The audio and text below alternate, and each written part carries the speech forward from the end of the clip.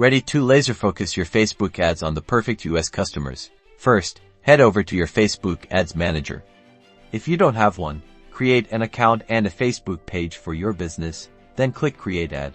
Next, choose your campaign objective.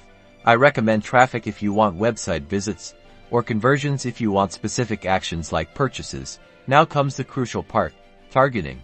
In the audience section, find the location field. Delete the default location if there is one. Type United States and select it from the drop-down menu to target the entire country. To refine further, use detailed targeting. Explore categories like demographics, interests, and behaviors to pinpoint your ideal customer. For example, if you're selling BBQ sauce, target people interested in BBQ, grilling, and American cuisine. Even better, use Exclude to remove irrelevant audiences.